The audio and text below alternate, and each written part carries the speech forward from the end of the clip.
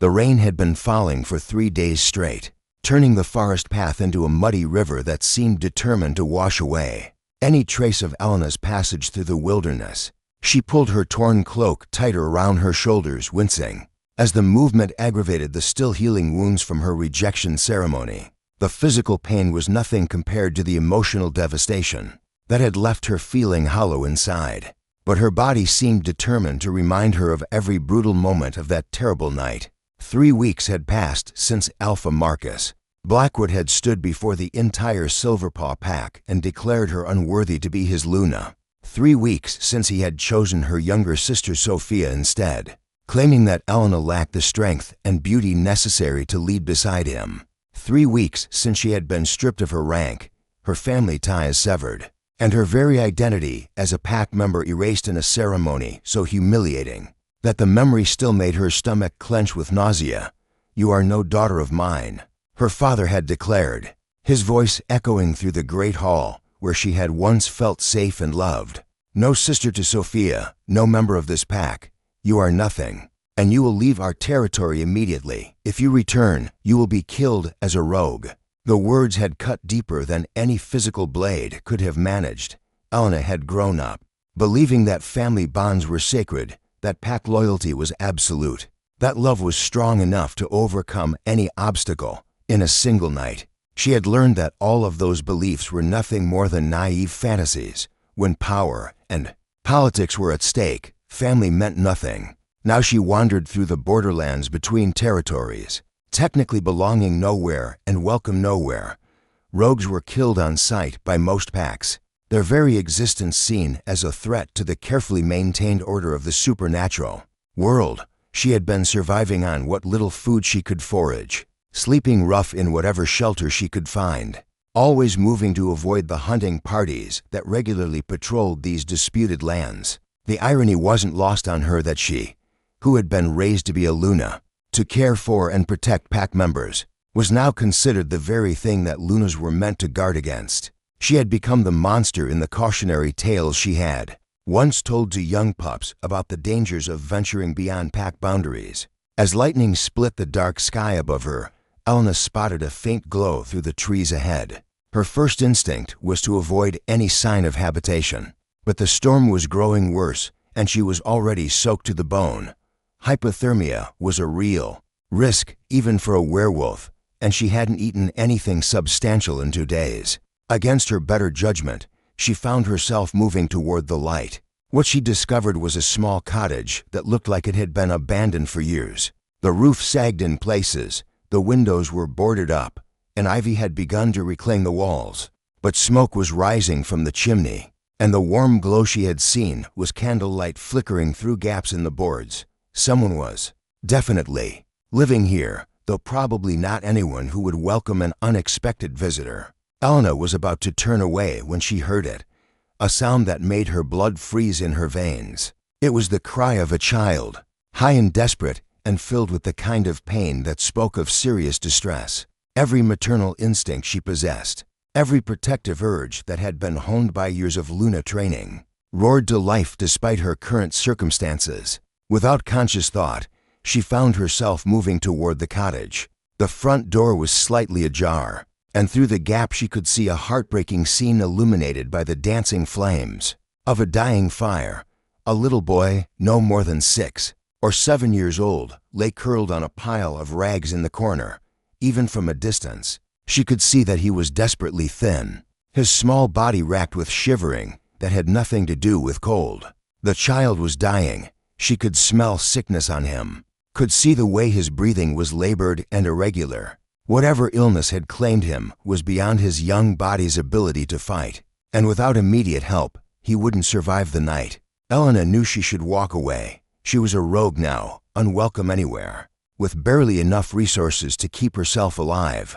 Getting involved with a dying child would only complicate her already impossible situation. Any rational person would turn around and continue on their way, leaving the boy to whatever fate awaited him. But Elena had never been rational when it came to protecting the innocent. It was the trait that had made her such an effective Luna in training, and apparently it was also the trait that would make her an effective rogue. She pushed open the door, and stepped into the cottage. The boy's eyes opened as she approached, and what she saw in them nearly broke her heart. He was terrified, expecting violence from this strange adult who had invaded his shelter. But beneath the fear, she could see resignation.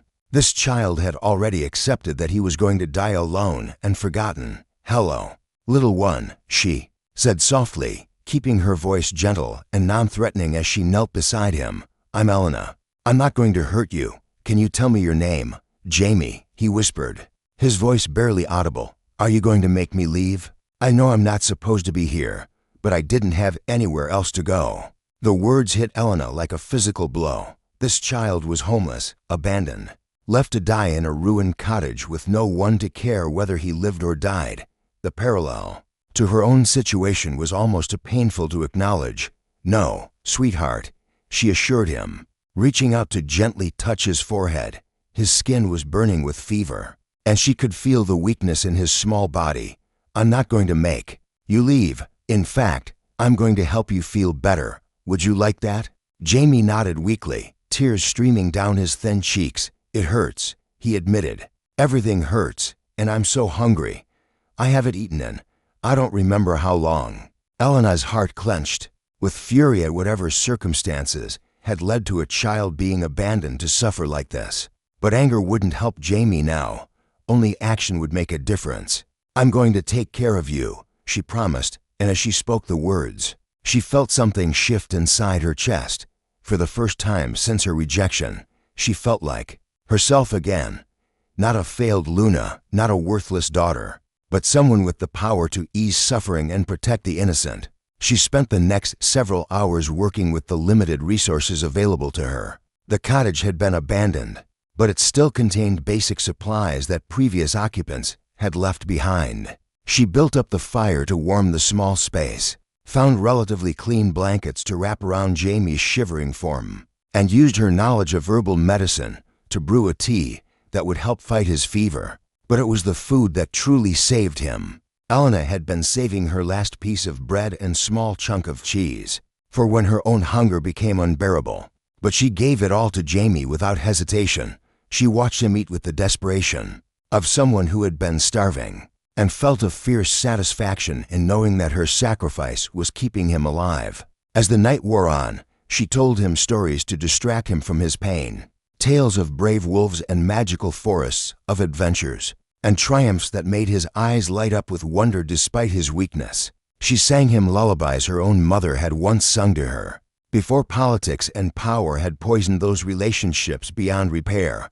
By dawn, Jamie's fever had broken, and he was sleeping peacefully.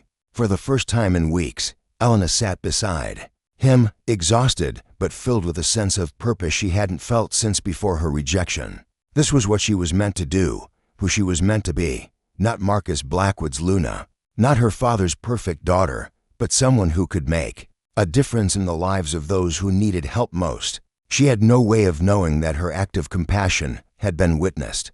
That word of the rejected Luna who had saved a dying child was already spreading through networks of rogues and outcasts who lived in the shadows between territories. She had no idea that her simple choice to help rather than walk away would set in motion events that would reshape the supernatural world.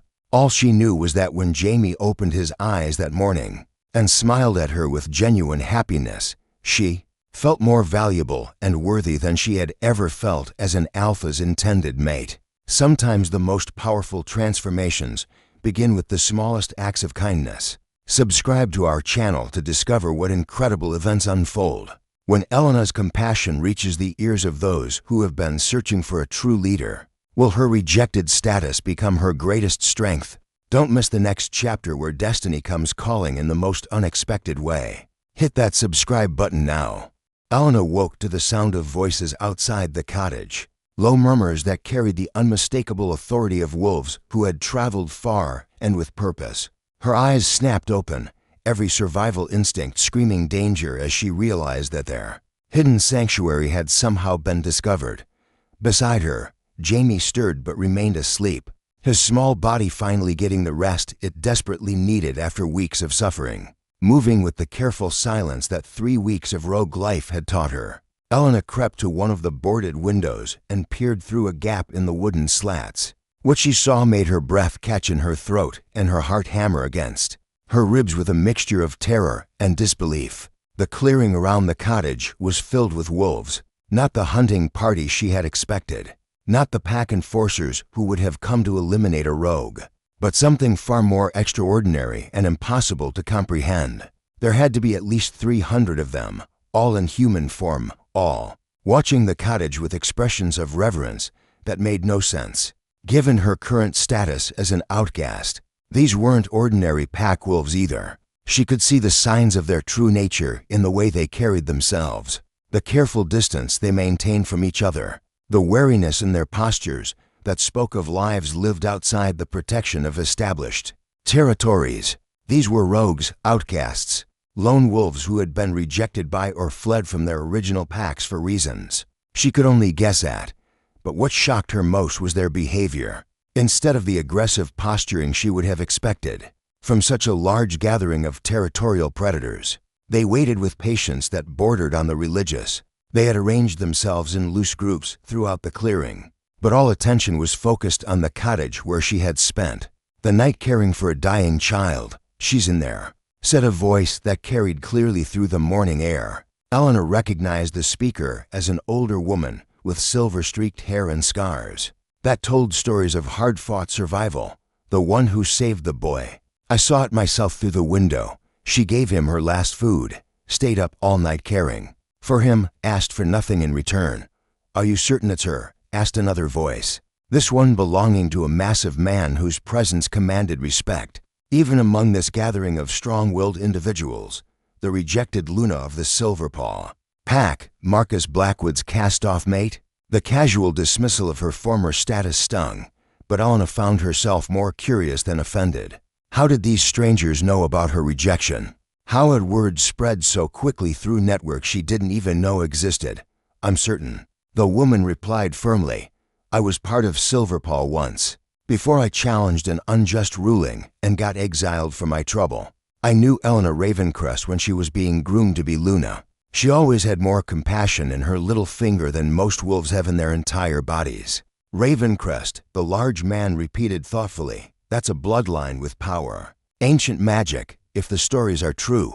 No wonder Blackwood rejected her. He's too weak to handle a mate with that kind of potential." Elena's hand went instinctively to her throat, where a small pendant hung beneath her torn shirt. It was the last remnant of her family heritage, a silver charm carved with symbols that supposedly represented the magical gifts that had run through the Ravencrest line for generations. She had always assumed those stories were just family folklore, pretty tales with no basis in reality. But the way these strangers spoke of her bloodline suggested there might be more truth to those legends than she had ever imagined. "The question is," said a third voice, this one female and carrying an accent that suggested origins far from this region. "What do we do now? We came here following rumors of a true Luna among the rogues, someone who could unite us and give us the leadership we've been lacking.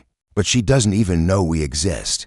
Then we make ourselves known," the large man declared with finality. "We've been hiding in the shadows long enough, surviving on scraps and living like animals because we had no one to follow. Maybe it's time to change that." The conversation outside continued, but Elena found herself backing away from the window as the full implications of what she was hearing began to sink in. These wolves hadn't stumbled upon the cottage by accident. They had come here specifically looking for her, drawn by news of her compassionate treatment of Jamie. Somehow, her simple act of kindness had been transformed into something significant, enough to draw hundreds of rogues from across the region. The thought was both terrifying and exhilarating. For 3 weeks, she had believed herself to be truly alone, cut off from everything that had once defined her existence. The discovery that there were others like her, others who had been cast out and abandoned by the traditional pack system, made her feel less isolated than she had since her rejection. But it also raised questions she wasn't sure she was ready to answer. What did these wolves want from her? What kind of leadership were they expecting? She was barely managing to keep herself alive, let alone qualified to guide hundreds of displaced supernatural beings toward any kind of meaningful future. A soft sound from behind her made Elena turn to find Jamie sitting up, his eyes bright and alert for the first time since she had found him. The fever had broken completely during the night, and while he was still thin and weak, the immediate danger had clearly passed. "Elena," he said quietly, his young voice carrying a strength that hadn't been there the night before. "There are people outside. Lots of them. Are they here to hurt us?" "I don't think so, sweetheart," she replied, moving to kneel beside him. "I think they're here because they heard about how brave you were, surviving on your own for so long. It wasn't entirely a lie."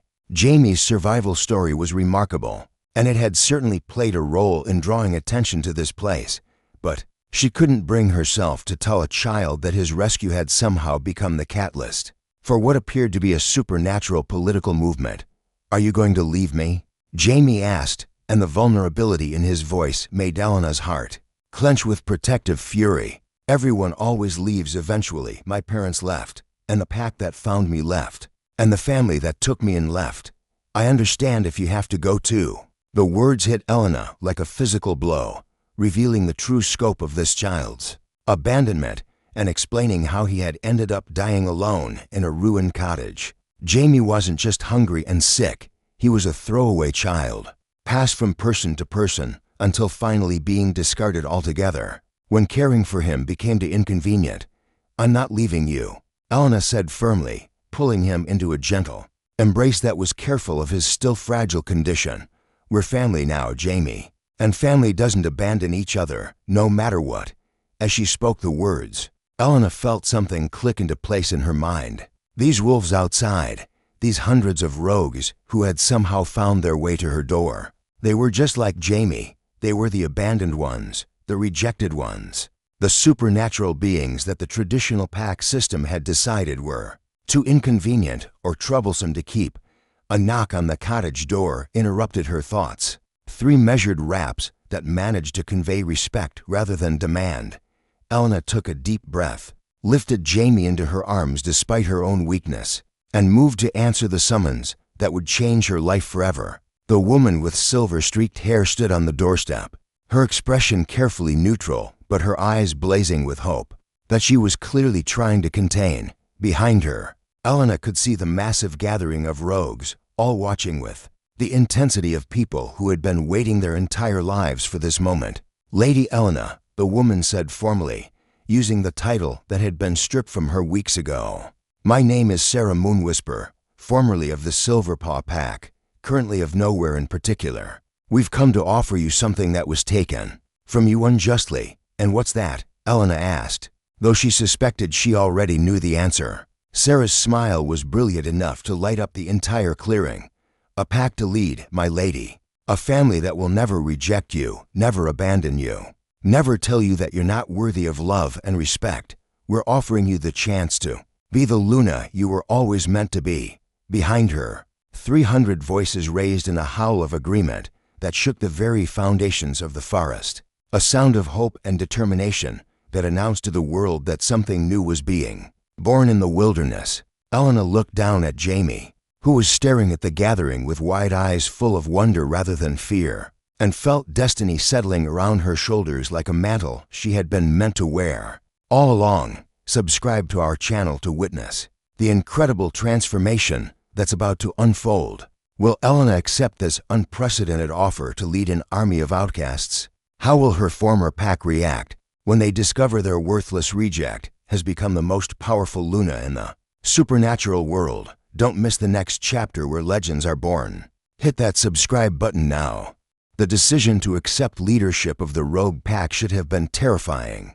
But as Elena stood before the gathered wolves with Jamie in her arms, she felt a sense of rightness that had been missing from her life for far too long. These weren't the polished, politically minded wolves of traditional packs. They were survivors, fighters, individuals who had been cast aside by a system that valued conformity over compassion.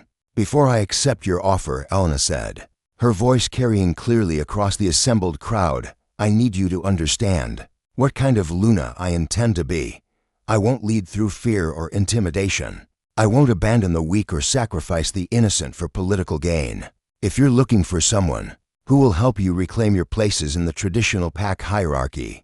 You're looking at the wrong person. A murmur rippled through the gathering, and Elena saw several wolves exchanging glances that spoke of surprise and growing respect. Sarah Moonwhisper stepped forward, her scarred face breaking into a grin that transformed her stern features. "Lady Elena," she said formally, "we've all been cast out for refusing to accept injustice. We're not looking for a leader who will help us crawl back to the system that rejected us. We're looking for someone who will help us build something better." The massive man Elena had heard speaking earlier emerged from the crowd and up close. She could see that his scars ran even deeper than Sarah's.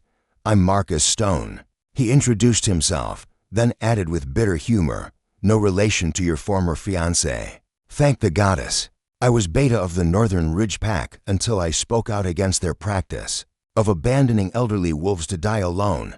Been rogue for 8 years now." More wolves came forward to share their stories, and Elena quickly realized that each one had been exiled for the same basic reason. They had refused to accept cruelty as normal. They had spoken up for the voiceless, protected the vulnerable, or challenged decisions that prioritized power over compassion. In the traditional pack world, such behavior was seen as weakness. Here, it was recognized as the highest form of strength. "We need a place to call home," said a young woman who introduced herself as Luna Star Weaver. "Somewhere we can raise our children without fear, where being different isn't a death sentence." Elena looked around the gathering, seeing hope and determination in hundreds of faces that had known too much disappointment to trust easily. These wolves were offering her everything she had ever wanted, a chance to lead with her heart, to create a community based on love rather than dominance, to prove that rejected didn't mean worthless. "Then we'll build one together," she declared, and the howl of approval that rose from the assembled pack was loud enough to be heard for miles. Over the following weeks, Elena discovered that leading a pack of rogues was unlike anything she had ever imagined. There were no ancient traditions to follow, no rigid hierarchies to maintain, no political alliances to navigate. Instead, there was the messy, complicated, beautiful work of creating something entirely new. They established their settlement in a valley that sat in the disputed territory between 3 major packs, land that was technically unclaimed because it was considered too difficult to defend. For wolves who had learned to thrive in impossible circumstances, it was perfect. The valley had fresh water, fertile soil, and natural defenses that would make any invasion costly enough to discourage casual attacks. Elena found herself taking on roles she had never expected to fill. She was mother to Jamie and a dozen other abandoned children who had found their way to the growing settlement. She was counselor to wolves struggling with the trauma of rejection and exile. She was strategist, planning for the inevitable challenges that would come when the traditional packs realized what was happening in their midst.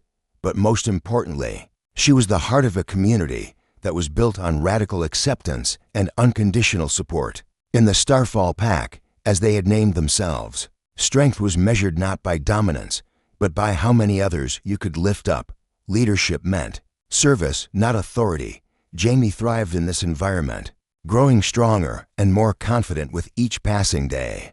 Elena watched him play with other children who had been deemed unwanted by their original families, and felt fierce pride in the family they were building together. These children would grow up knowing that their worth wasn't dependent on meeting someone else's expectations. "You've created something extraordinary here," Sarah Moonwhisper observed one evening as they watched the pack children chase fireflies through the settlement's central square. "I've never seen wolves this happy, this at peace with themselves and each other." Elena smiled, but her expression carried a note of concern that had been growing stronger with each passing day. "It's wonderful, but I can't shake the feeling that we're living on borrowed time. The other packs won't ignore us forever, especially not once word spreads about what we're accomplishing here." Her concerns proved prophetic when scouts reported the approach of an armed delegation from the Silverpaw Pack. Elena's former family had finally come calling, and something told her this wasn't going to be a friendly reunion. Alpha Marcus Blackwood arrived with 50 of his finest warriors, their polished armor and formal bearing a stark contrast to the practical clothing and relaxed demeanor of the Starfall pack, Elena met them at the valley's entrance, flanked by Sarah and Marcus Stone, but notably not hiding behind anyone's protection. "Elena," Marcus said, his voice carrying the same dismissive tone that had haunted her rejection ceremony. "I see you've been busy collecting strays and misfits. How very like you to surround yourself with weakness." "I see you've been busy replacing me with my sister," Elena replied evenly. "How's that working out for you?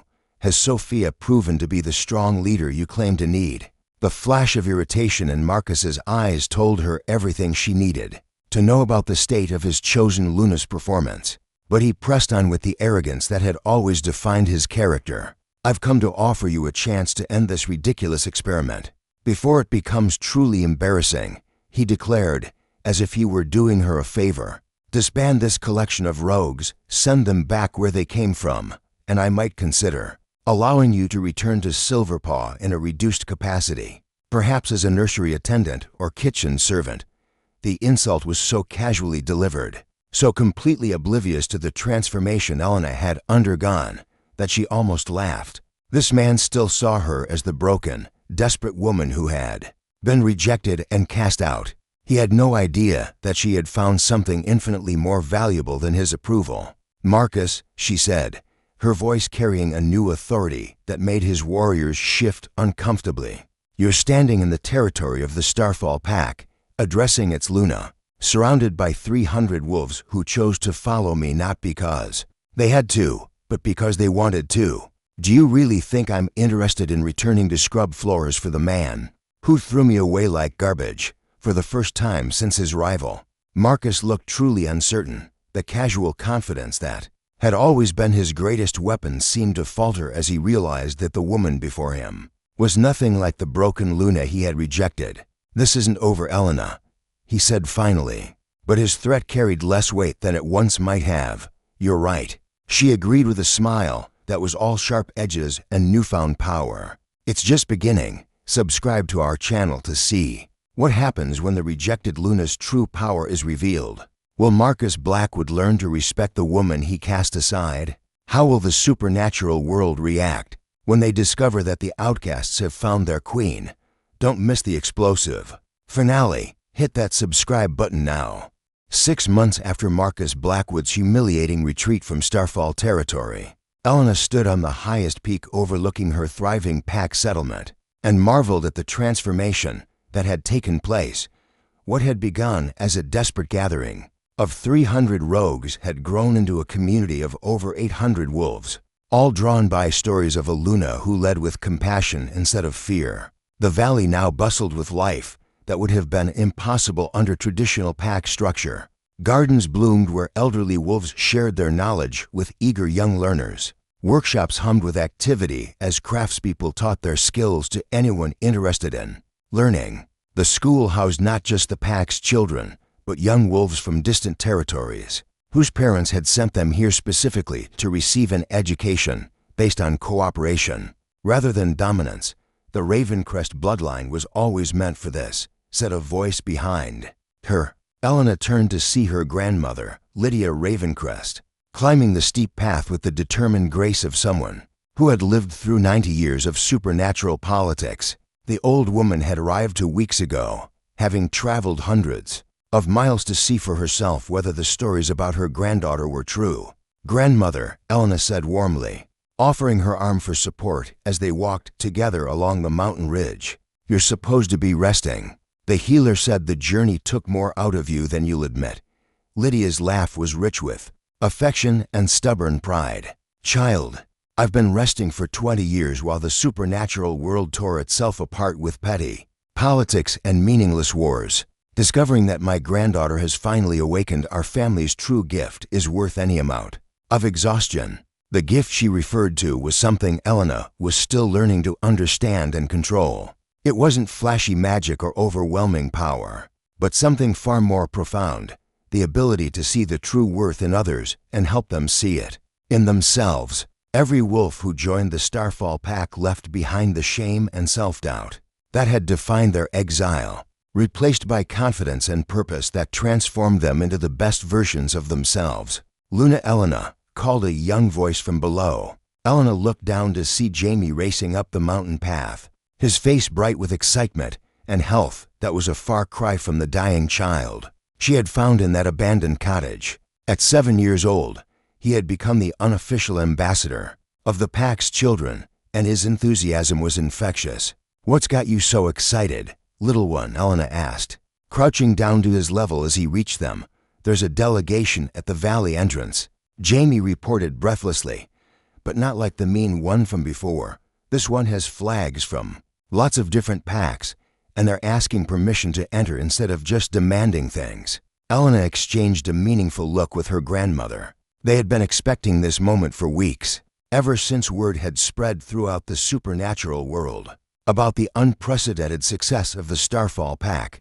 Traditional pack leaders were finally being forced to acknowledge that their rejected members had created something that surpassed anything the established order had achieved. "Well then," Lydia said with satisfaction, "I suppose it's time for you to show them what a true Luna looks like."